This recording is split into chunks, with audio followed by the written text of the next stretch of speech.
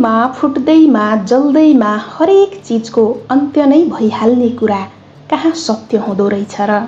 यो त अझ सशक्त भई नयाँ स्वरूप, नयाँ जोस, जागर र उमङ्गको साथ प्रस्तुत हुन सक्छ भन्ने कुरा आज विराटनगर स्थित भाटभटेनी सुपरमार्केटले प्रमाणित गरिदिएको छ।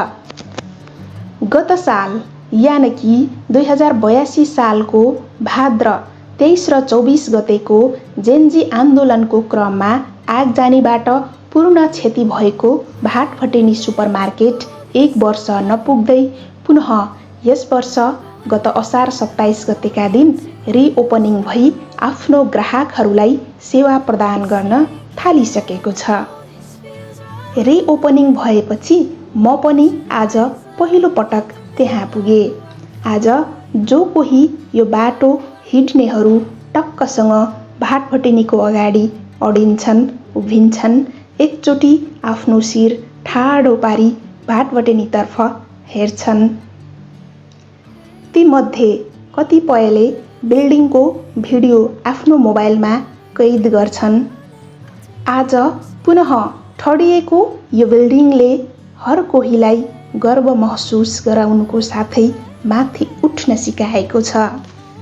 भत्कदैमा, टुट्दैमा, फुट्दैमा, बिग्रदैमा, जल्दैमा जिन्दगीको अन्त्य हुँदैन भन्ने गतिलो पाठ हामीलाई सिकाएको छ। भनिन्छ नि, जागिर खाने भन्दा जागिर दिने मान्छे ठुलो हुन्छ। जागिर खानेले त आफ्नो मात्र परिवार पालेको हुन्छ अनि जागिर दिनेले हजारौं लाखौंको परिवार पालेको हुन्छ।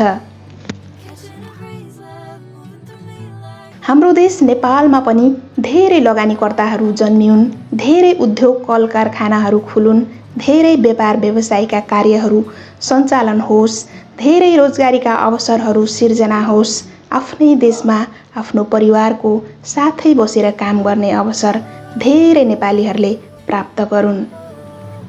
हाम्रो गाउँघरतिर हाम्रो नेपाली समाजमा अर्को एउटा भनाइ पनि निकै प्रचलित छ नि, जसको धन उसैको मन। आज भाटभटेनी सुपरमार्केटका सञ्चालक नेपालका प्रसिद्ध व्यवसायी मेनबहादुर गुरुङज्यूले मेरो धन मेरो मन मलाई लगानी गर्न मन लागे गर्छु, नलागे गर्दिन पनि त भन्न सक्नुहुन्थ्यो होला वा नगर्न पनि त सक्नुहुन्थ्यो होला। तर उहाँले त्यसो गर्नु भएन। आफूसँग भएको धन लगानी गरेर नेपालमै ठुला ठुला सहरमा सुपरमार्केट खोल्नु भएको छ, जहाँ सेवाग्राही अर्थात् ग्राहकहरूले आफ्नो दैनिक उपभोग्यका सामग्रीहरू एकै ठाउँ खरिद गर्न पाएकोमा खुसी र दङ्ग छन्।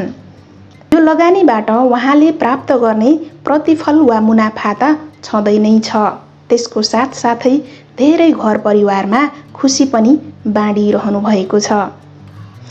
आज नेपालभर भाटभटेनी सुपरमार्केटमा 10,000 भन्दा बढीले रोजगारी प्राप्त गरेका छन् भने अझ बढी 50,000 जनाको लागि नेपालमै रोजगारीको अवसर सिर्जना गर्ने उहाँको लक्ष्य रहेको छ, जुन कुरा हामी सबै नेपालीको लागि खुसी र गर्वको कुरा हो। आज एकजनाको लगानीबाट 10,000 भन्दा बढी व्यक्तिहरूले त्यहाँ काम गरेर आफ्नो जिन्दगी, आफ्नो परिवार पालेका छन्। आफ्ना छोराछोरीलाई पढाएका छन् होला, आफ्ना वृद्ध बाआमाको औषधि उपचार गरेका छन् होला, आफ्ना दैनिकी सञ्चालन गरेका छन्। दिनभरि काम गरेर राति आफ्नो परिवारसँग खुसी भएर बस्ने अवसर प्राप्त गरेका छन् भन्ने कुराले मनै आनन्दित हुने। एक व्यक्तिको लगानीले पनि कति धेरै व्यक्तिहरूमा खुसी छर्दो रहेछ। व्यक्ति खुसी हुनु भनेको परिवार खुसी हुनु हो, परिवार खुसी हुनु भनेको समाज खुसी हुनु हो, समाज खुसी हुनु भनेको राष्ट्र खुसी हुनु हो, देश खुसी हुनु हो, हामी देशवासी खुसी हुनु हो, हामी सबै खुसी हुनु भनेको हाम्रो मुलुक समृद्ध हुनु हो।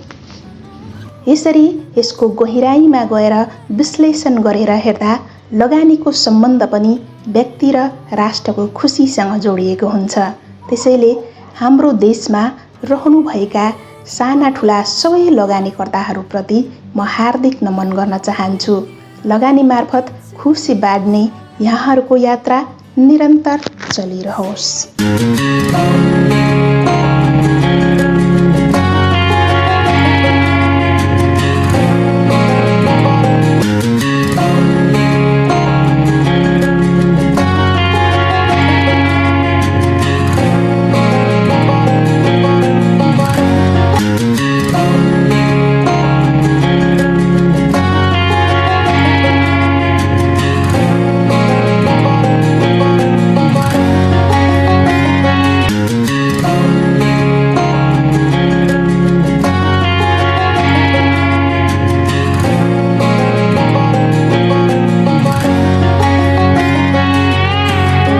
I hear you.